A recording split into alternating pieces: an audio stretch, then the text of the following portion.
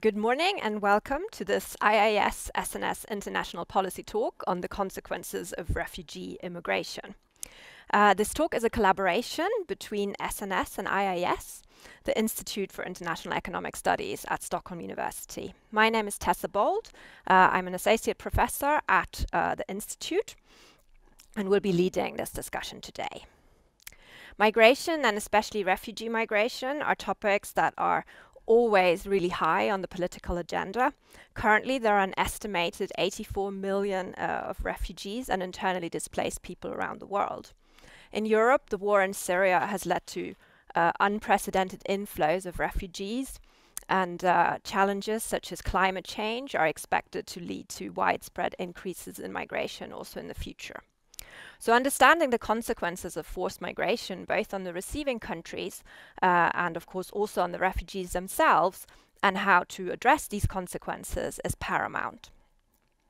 Here to talk about this, we have Sascha Becker, who is a world-leading researcher on the topic of forced migration. Sascha Becker is a professor at Monash University. And beyond migration, he has worked on many topics in labor economics, often using historical data and historical contexts to shed light on questions of current relevance. Sascha has also worked previously with SNS, and he's the author of a report on offshoring and consequences on the labor market. We're also very happy to have two more panelists with us today. Henrik Andersson, who is a researcher at the Institute for Housing and Urban Research at Uppsala University, and Annika Sundén, who is a docent in economics, a member of the Delegation for Migration Studies, and until recently she was the head of analysis at the Swedish Public Employment Agency. Both of these speakers will come in after Sascha's presentation. And we're also very happy for the audience to ask questions throughout using the Q&A function at the bottom of your screen. But for now, Sascha, I invite you to begin your presentation. The floor is yours and you have 20 minutes. Hello, and hello from Melbourne, and I'm sharing my slides now. You can see them now. So what I will be doing is I will talk in two parts. One, I will make some general remarks about forced displacement and how it is different from voluntary migration. And then I will give you one very specific example of one consequence of forced migration on refugees themselves. I will not talk about Sweden at all. I will leave this to the Swedish experts. So some conceptual points, Tessa already mentioned, more than 80 million refugees seem to be in a different place than where they want to be right now as a result of interstate wars, civil conflicts, natural disasters.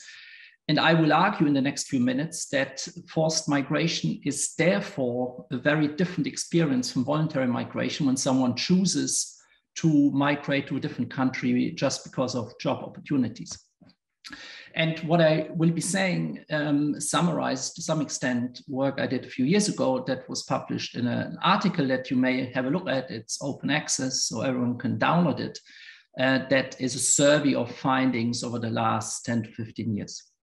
And I will have a lot of images just to get across in how far refugee migration is different. And what you see here is migration as a result of World War II, when the borders of Europe were redrawn. And at the bottom, you can, apart from the pictures, always see some terms that characterize the type of event that we are describing here.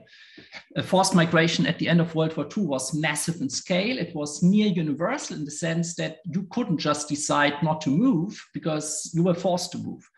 And in the case of World War II, and often it was within the same country. This is like German refugees that were expelled from Germany's east, moving to the west of Germany, and that migration was permanent. Another example is border changes in the sub-Indian continent when there was the population exchanges when India and Pakistan were founded as separate countries. Again, it's massive in scale, near universal, and in this case, it's across newly formed international borders. And again, it turned out to be permanent. This is the largest refugee camp at the moment in the world for Syrian refugees in Jordan, Zaatari. It's again massive. You see, it's a whole town of hundreds of thousands of people. Here, migration is across international borders, and whether it's temporary or permanent, we don't know yet because the conflict is still ongoing. Then we have internal displacement. Here, the example of Colombia, where also in the 90s and 2000s, migration was large scale, but in this case, selective. Some people chose to leave conflict-torn regions, other state, and it was temporary or permanent in this case, partly depending on the choice of the refugees themselves, whether at the end of the conflict they returned back home or whether they stayed in other parts of Colombia. Migration that is forced also in history happened. This is not a phenomenon that's new, and often it was for religious reasons. Here's the example of the French Huguenots, so Protestants who were expelled from France and were welcomed by Frederick William in Prussia in the German Empire. In this case, it's relatively small scale. It's a Protestant minority. It's across international borders, and also that migration turned out to be permanent. Yet another example, the persecution of Jews in Europe over hundreds of years, literally. Some work I did some years ago that describes, again, forced migration of minority, in this case within the same country, sometimes across country borders. In some cases it was permanent, sometimes Jews were expelled, then welcomed back. So whether it's temporary or permanent can depend on the context. But also forced migration may result from natural disasters. This is an image of New Orleans after Hurricane Katrina in 2005. Also here massive in scale, and an interesting aspect that I will highlight a bit more later is here also whole families had to leave Louisiana and were moved to different states in the US. And that also meant kids no longer went to school in New Orleans. Now New Orleans turns out to have had very bad ratings in terms of its schooling system. And the US Secretary of Education at the time said the best that ever happened to education for kids in Louisiana was Hurricane Katrina, because lots of these kids then went to schools in states where the schooling system was better. Again, natural disasters, here the example of a volcano eruption in Iceland in 1973, which was quite selective, as this image shows, where depending on the color, here you see these red dots and where I have my mouse, some houses burned down because there was flying ash, and some families therefore moved to the mainland from an island off the coast of Iceland. And it turns out there, those that moved had much higher earnings over their lifetime because they left a largely agricultural / fishing community. Quite interesting results there. Migration can also be relatively local. This is Glasgow, where at some point some housing towers where there were lots of truck issues were blown up, and then people moved locally within Glasgow. So all of that just to say forced migration can vary a lot along multiple dimensions in terms of its scale, whether it's universal or whether migrants have some choice, whether it's across international borders or domestic migration, and whether it's temporary or permanent, whether the refugees stay forever or whether they return home at some point. So all of that, I think, is important to realize. Obviously, forced versus voluntary is not binary. It's not black and white, yes, no. It's more of a spectrum. But what we are talking about here is migration that is at least has a large element of force in it. What I also would like to highlight is when we think about economic migration these days, like I chose to move to Australia some years ago, I did that as an individual, as a family.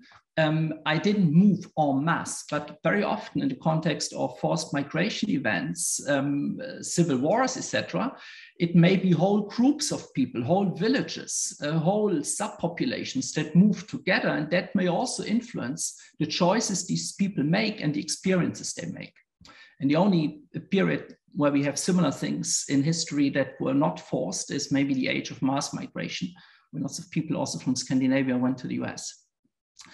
The temporary permanent element I already mentioned. So let me focus on things that I think are important and often underappreciated, where I think forced migration differs from voluntary migration. One is the physical and psychological pain that people experience from forced migration that voluntary migrants maybe don't experience to the same extent. Moving across country boundaries is always a bit of a complicated affair, finding a way in a new country and so on. That's an experience also voluntary migrants like myself going to Australia experience, but I didn't undergo psychological or physiological pain. Forced migrants often lose all of their assets. They lose everything. They are without anything as they move across borders. They may end up in a location they don't want to be, of course. They leave the country, but if you are across the border in Jordan, is that where you want to be? Or would you rather be somewhere in Europe or return home? And also for forced migrants, whether they stay forever or return home is often not clear as they move. So what I think that has as a consequence is that forced migrants may differ quite substantially from voluntary migrants, from economic migrants in their investment decisions. Also, their preferences may change permanently, and their health and well-being is an issue we should also not disregard. So it's not simply yet another type of migration from the perspective of the receiving country, but those migrants also come with a different type of baggage in terms of their experience that also we have to deal with as the country is hosting them. So in the second part, I want to speak about one particular research project I had some years ago where a lesson, I think, also speaks to maybe modern policy. And that is related to the population exchanges at the end of World War II. So what happened at the end of World War II is that the borders were withdrawn. Germany lost the war, lost territory in its own east. The Soviet Union took away territory from Poland. So the Polish borders moved 300 kilometers west. And what we want to use that for is to test something that has been around for decades as a hypothesis, namely the uprootedness hypothesis that says essentially that those who lose everything may change their behavior in generations to come. So here, quoting from Amos Ozz's Tale of Love and Darkness, he is speaking about the Jewish experience, but I will talk about a different experience. It was always like that with the Jewish families. They believed that education was an investment for the future, the only thing that no one can take away from your children, even if, God forbid, there's another war, another migration. So what that hypothesis is, if you are forced to move, if you lose your physical assets, you use your home, then you may switch to investing in mobile assets, in education that no one can take away from you because it's in your brain and no one can steal that from you. But that hypothesis has been hard to test. So why is that? Because migrants may differ from the native population. And if you think about Syrian refugees in Europe today, they are not Swedes, they are not Germans. So they are different to begin with, and different people behave differently. Migrants also often lack access to local productive assets. So say the German migrants after World War II that came from East Prussia and moved to the west of Germany, even if they wanted to be farmers, all the farmland was already taken. So they had to change their occupation as a result of their move. And that may change their investment in education as well as they move into new occupations. And refugees are often not just persecuted where they come from, but they also are a minority where they go to, and they may be discriminated against by the hosting population. So all of that makes it hard to tell if we find education effects, whether they are really to do with that experience of having been forced to migrate. So what we do here is to use the Polish experience where we can isolate different factors and highlight that indeed, as I will argue, it is a preference shift of the people who lost everything from physical assets towards education. So here again, the situation we are talking about, the pinkish area is Poland before World War II, and the area in red is Poland after World War II. So the Polish borders moved 300 kilometers west as Germany lost territory in its own east, and Poland lost territory to the Soviet Union, the Eastern Borderlands, and people from this area in the east of Poland called Kresy, the Eastern Borderlands, were resettled mainly in the formerly German areas. What is interesting there is it's only, in quotes, 2 million Polish people who are moving into a territory previously populated by 8 million Germans. So there is no issue of there is not enough land. There is land because 8 million Germans move out and only 2 million Poles move in. So we can isolate a lot of these factors that otherwise would make a statement about what's going on very hard. And it's Polish people moving from a territory that used to be Poland into Poland. So it's not about a minority, it's about the majority population being forced to move within its own borders. And they speak the same language, same religion, and so on. So what do we do in this paper? We made surveys ourselves. We went into the field in Poland and we interviewed families in different parts of Poland and asked them, where do your ancestors come from? So we trace where does your grandfather, your grandmother, your great-grandmother, your great-grandfather, and so on, where do they come from? And that allows us to say, depending on where they were born, whether they are forced migrants whose grandparents had to move in 1945, or whether they are voluntary migrants or people who've always been in the same place throughout. So here is just to give you a sense of where these ancestors come from. That's the people who today live in the west of Poland, but whose ancestors come from all over the place. And here you see this line is the border between what used to be Poland and what is and remains Poland. And if you look across this border, some of these points where my mouse is right now are people who were forced to migrate, and people where my mouse is now were not forced to migrate. So they live literally a few kilometers away from each other, and it was just bad luck that the border was drawn where it was drawn. And if you had ancestors to the right of that border, they became forced migrants. If you were to the left of that border, you didn't become forced migrants. And again, some images, people were put on trains and all they could carry is 1 or 2 suitcases and not more than that. So they lost everything, they lost their farms and so on. And as a result of that, maybe they chose to no longer invest heavily in owning stuff, but maybe they had a preference shift towards education. That's what we want to analyze here. Here you see how people then arrive in the formerly German areas. And again, you see these families have not more than what is on these little carriages here. So here's the result of our analysis. We look at education, and education before World War II we measure as literacy. Across all of Poland, 63% of people had secondary education. And if we look at central Poland, which is the area that was Poland before World War II and still is today, so that's the place where everyone was able to be a stayer, their education was higher than in Kresy, which is the place where forced migration happened.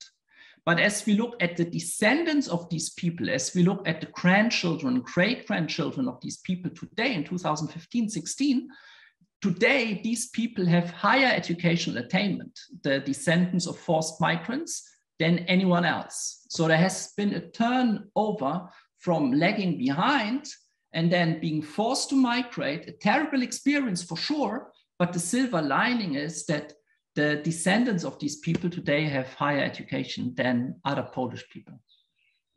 And then we show that these results kick on from the first generation and they persist over time. They are passed on from generation to generation. We can rule out other explanations. It's not to do with people in that part of Poland, in the Eastern Borderlands, having had a higher preference for education already 100 years ago. No, that's not what it is. It also, we can exclude, according to our statistical analyses, that it's to do with selection into migration, because more or less everyone had to move in any case. It was forced. And it also doesn't have to do with the preferential treatment that the forced migrants by the Polish state in 1945 were treated in a special way. No, they were treated the same way. They were Poles as everyone else. So we can isolate through various exercises that there is really a genuine shift in preferences. Also because in the survey we ask, what do you desire for the education of your own children? So we can document there is this preference shift, and thereby we give support to the uprootedness hypothesis that indeed losing everything may shift your focus towards wanting to get educated, because that no one can take away from you.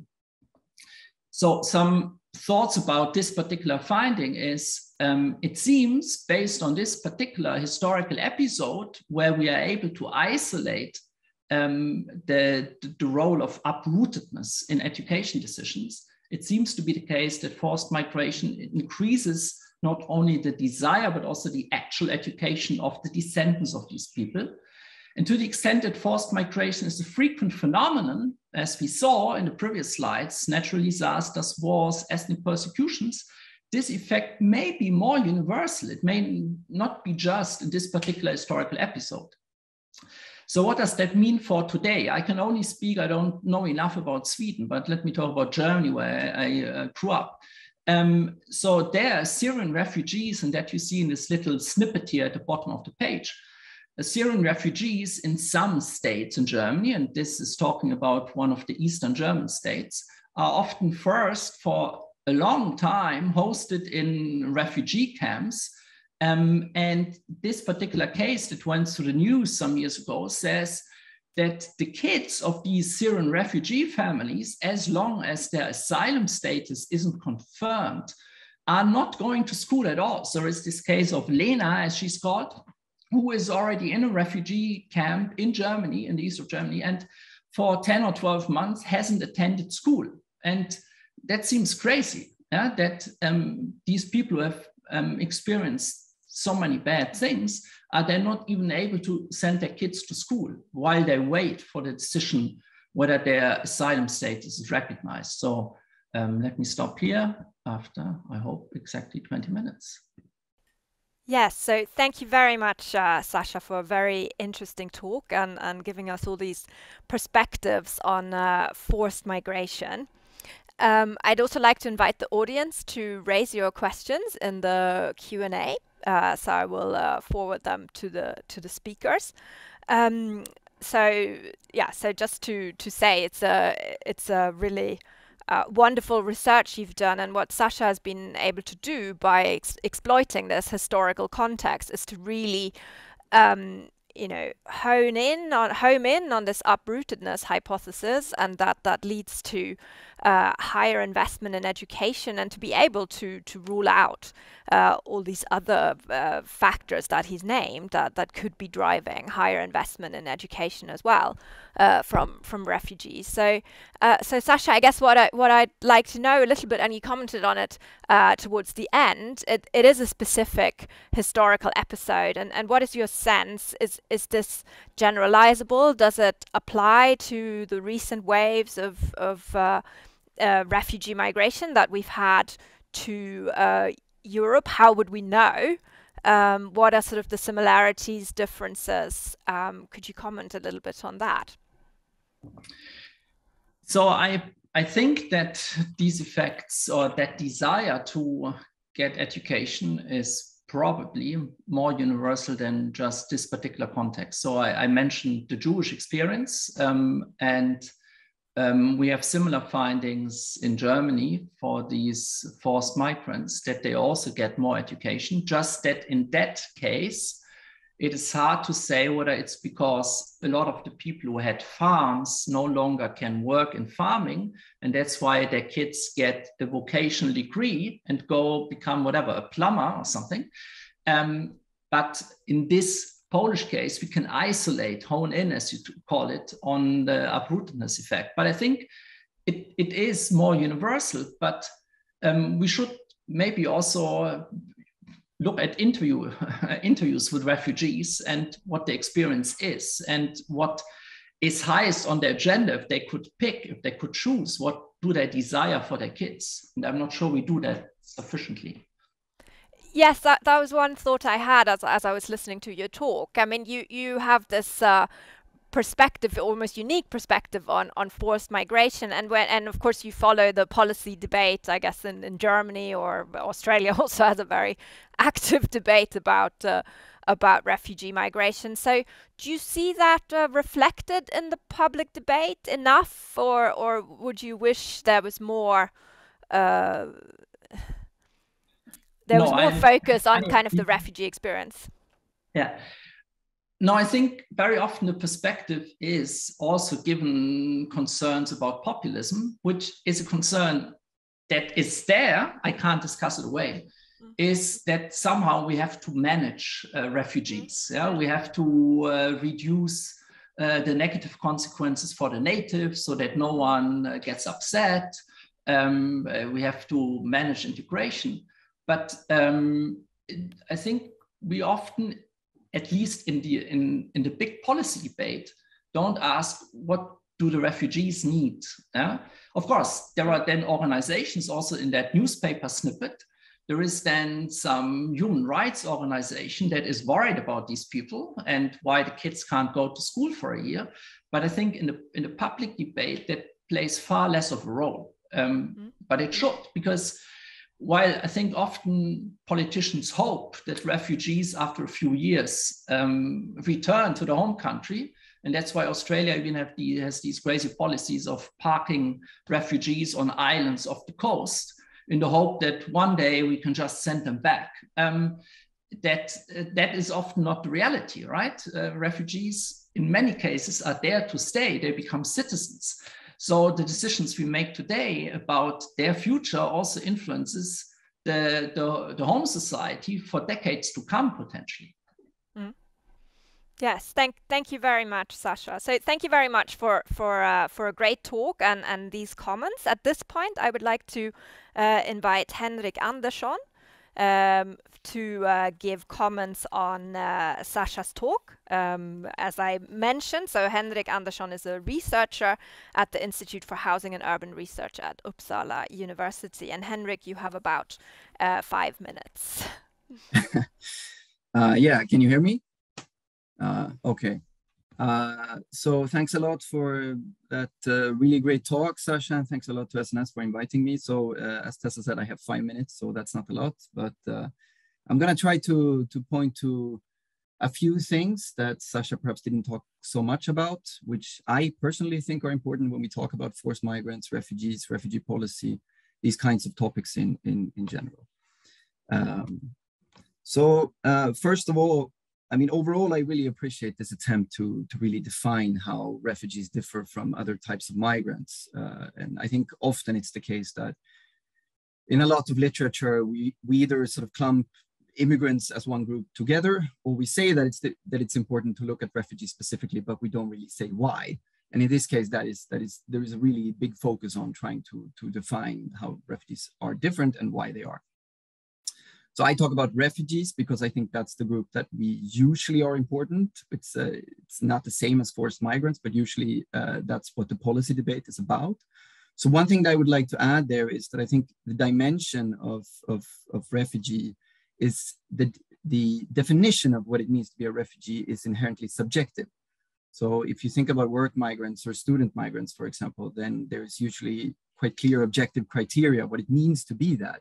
But as a refugee or an asylum seeker, I have to go to a caseworker, I have to argue my case, and I have to make them believe that my story is legitimate and that it's credible. And that puts a lot of power in the work of the caseworker. And given that a majority of asylum applications in Sweden and in a lot of other European countries are rejected, I think we need to think about the caseworker more than we do today, and think about the importance of the asylum process in who gets asylum and who doesn't get asylum. So I think there's some nice work coming out from Mathilde Mérieux, for example, looking at French asylum officers, and we have a 3-year project where we're going to do this in Sweden as well, to think about if there are biases in the Swedish Migration Agency and things like this, which I think is a key thing to look at. Secondly, even though forced migration is a forced event in the sense that we should look at push factors in source countries to really understand the great flows of asylum.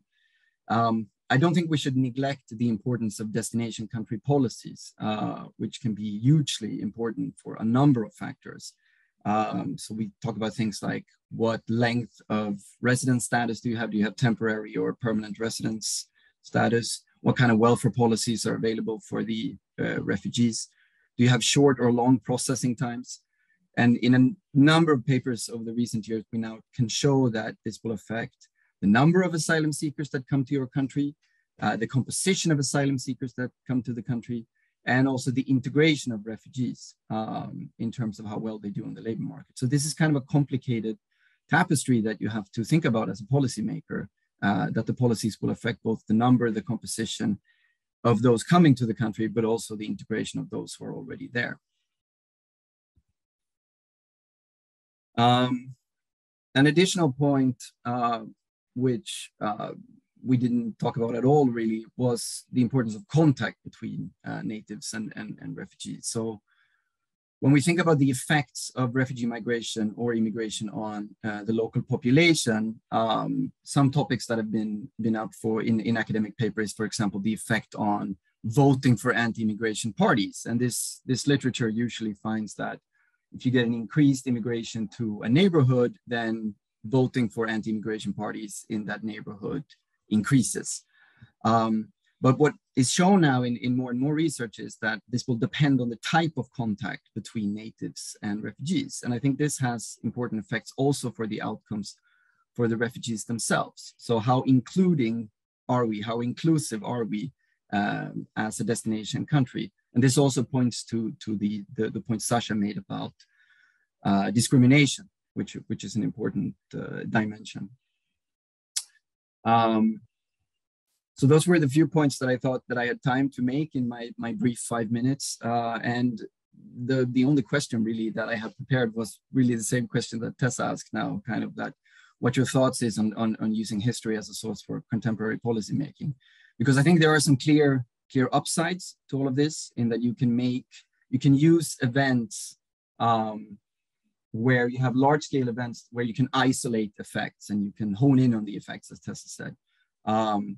But there are, of course, also issues in terms of external validity. I mean, how do we compare these kind of contexts to the current contexts? And I think this is a general issue with using historical data. So I was just interested in your general take on that discussion, Sascha.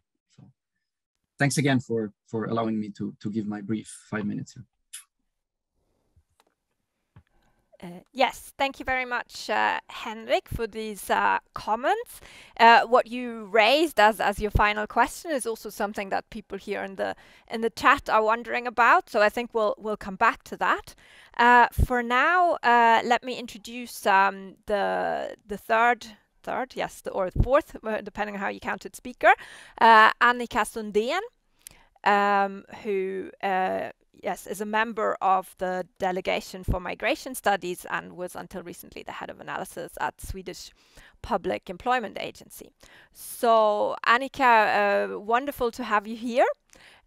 So first off, I just want to ask you, what is sort of your general reaction to what you've heard here about forced migration? Or refugee migration, and then also to ask you, of course, it's something that you and your work have dealt with, into labor market integration, etc., and to tell us a little bit about how this has been for you, about your experiences. Well, thank you. Thank you very much for the invitation, and thank you very much for very interesting presentations and comments. And I think my main takeaway is really the findings on the importance of education and how education becomes this mobile asset, and how it also helps integration. I think that's very clear when we look at the refugees that have come to Sweden. Sweden received a large number during the Syrian refugee crisis in 2015, 2016. About 163,000 people came to Sweden and seek asylum. And the way the integration process in Sweden works is that once you've been granted asylum, you have to register with the Public Employment Service. So there's really a focus in Sweden on labor market integration as the way into integration in society as a whole. And I think it's also important to look at the refugees and that they're really a heterogeneous group of people. They're not the same. If you look at the people who came to Sweden, they were predominantly young, I would say. The average age was around 40 or below 40. But when you look at educational background, it was very varying, very different. About 50%, about half of the group that came lacked secondary education, and many just had a few years of schooling. On the other hand, there's about 50% that had secondary education or further, or a university degree, post-secondary education. And I think it's been really a challenge then for Sweden in its integration policy to design policies that can meet this heterogeneous group. In particular, taking advantage of that there's been a lot of people coming with skills, doctors, lawyers, construction workers, what have you, at the same time as we've had people coming with very little skills or who mostly worked in the informal sector and then have a problem integrating on the Swedish very formal and advanced labor market. Thank you, Annika. So we've also had a number of questions along these lines in the chat, but so I'll pick those up. But first I wanted to ask Sascha if you wanted to respond to both Henrik and Annika. Yeah, just on the what can we learn from history and external validity.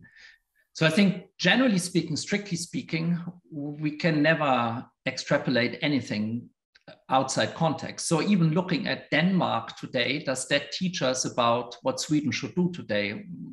Maybe yes, maybe no, right?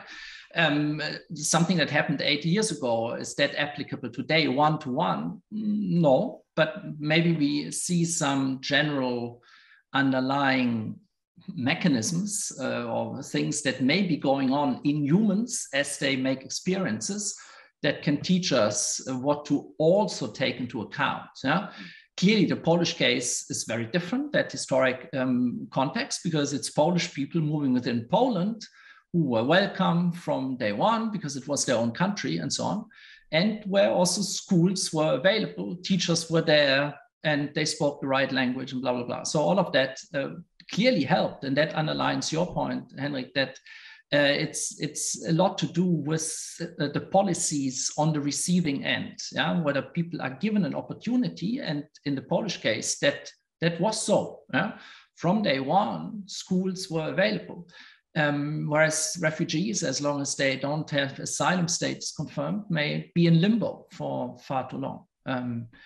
But yeah, can we draw lessons from all around the world for Sweden? No, not necessarily, but we can try to learn from mistakes, maybe.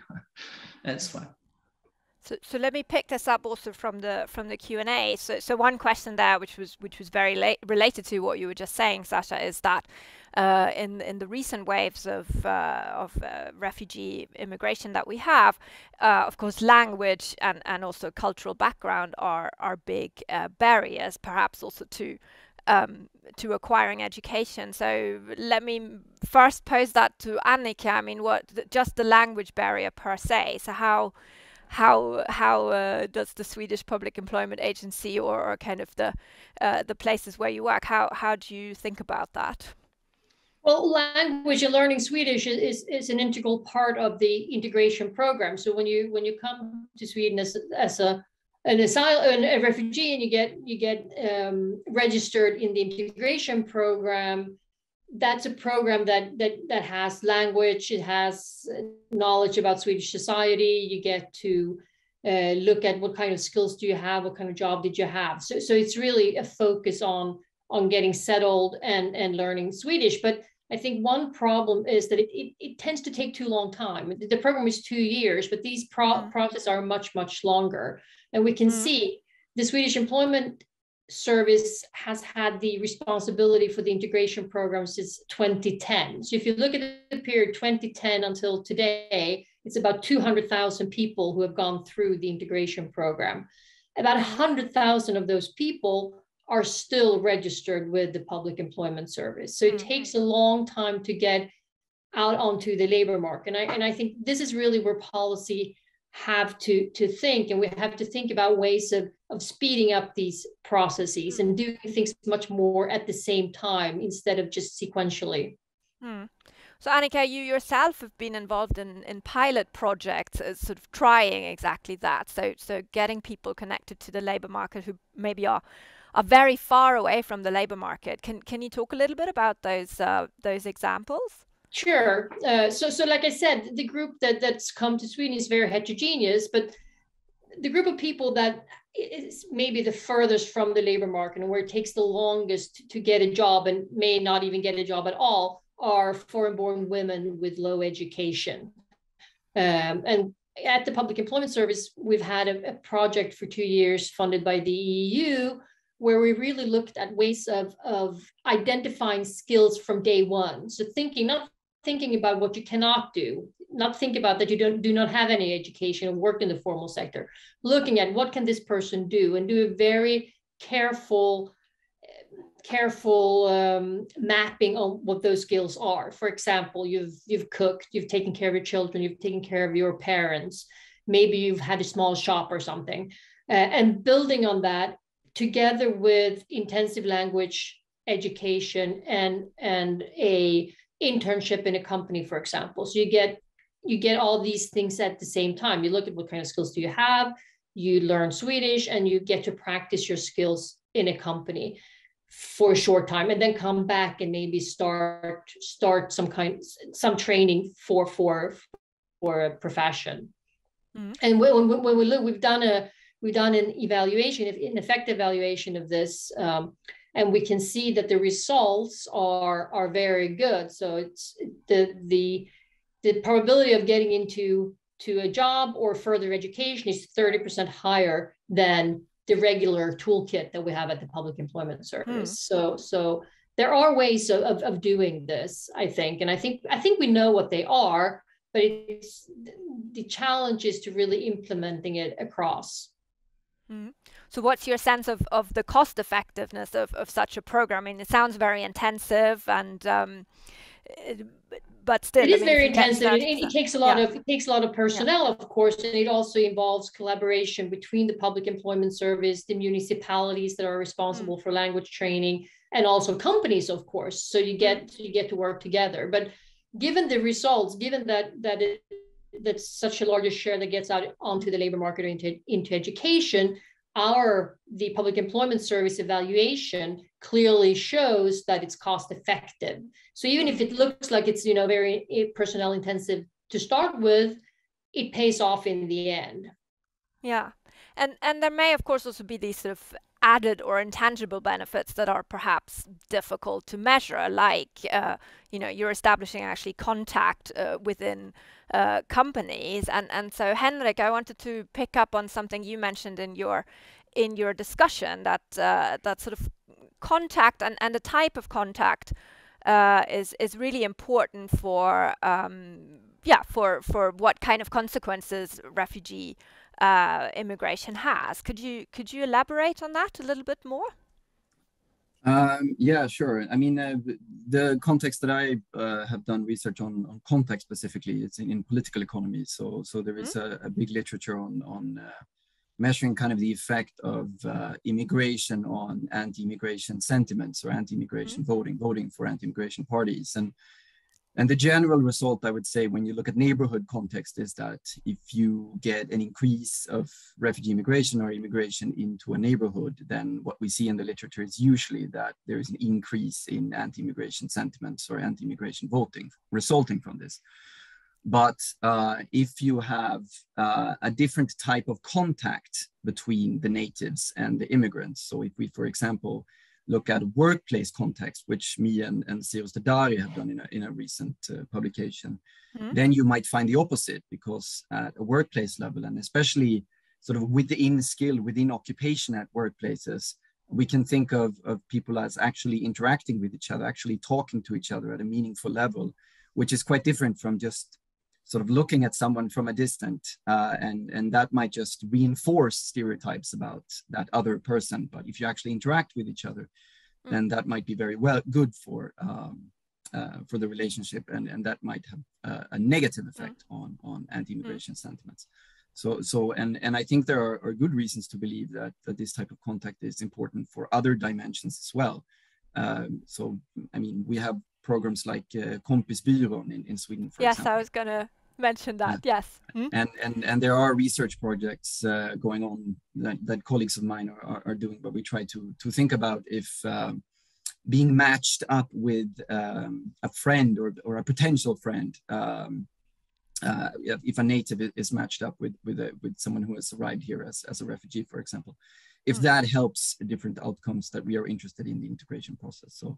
So I definitely think that to be more inclusive and to think about policies that makes us more inclusive as a destination country is important. Yes. So just to elaborate I was thinking on about something. Sorry, Annika. Yes, come in, please. No, I was just thinking when Sascha was talking about the importance of second generation in investing in your kids' education. And I would say in Sweden, it's also important to invest in the parents' education, the parent generation that has come, because we can see that housing segregation is very widespread in Sweden. And we have these areas where the fact that parents don't go to work also affects children's ability to want to invest in education. And I think education is really key on all levels, not just for it's of course for the second generation, but I also think for the first generation, and that even if you're in your 40s when you've come to Sweden, you have many years still that you can contribute to the labor market, and then really putting the resources into getting those people educated, I think it will pay off. Mm-hmm. Yes, thank you, Annika. We also have two questions from the chat that are related actually to sort of the parents and the intergenerational transmission of these education preferences. So one question was about just in general, how do you distinguish that there's a relationship between parents' education and children's education from this forced migration and uprootedness channel? And the other question was that the time perspective. So over how many generations should we expect this education effect to happen? Does it happen immediately? Does it take time? So I'll give both those questions to Sascha first to answer.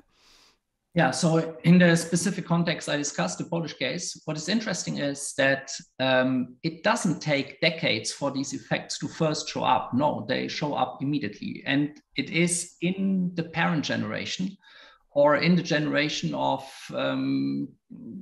young adults who are 17 to 20 something, who go to evening school in many cases to catch up on education, fulfilling that desire to do something about their own education, and then they pass it on to their own kids. So while the results are based on a survey in 2015, we are covering all age groups. So we also interview 80-year-olds in 2015 who even were 5-year-old kids when they were themselves forced to migrate. Yeah? So we cover all generations, and the effects are immediate and they persist. So that's the interesting thing, the persistence of it. It's not just, one generation somehow gets shaken up and decides to do things differently, but then it persists over generations. So how can we distinguish a purely intergenerational effect from this uprootedness effect? Well, because we have some people who we interviewed in 2015 whose grandparents were forced migrants and some who weren't. For all of them, this intergenerational thing that you only want the best for your kids is going on. But we compare two people who may live in the same town, they are neighbors, but my grandfather was a forced migrant and yours wasn't. And that's the comparison we have. So that's how we can isolate that there is the uprootedness effect that's then is combined with the intergenerational transmission.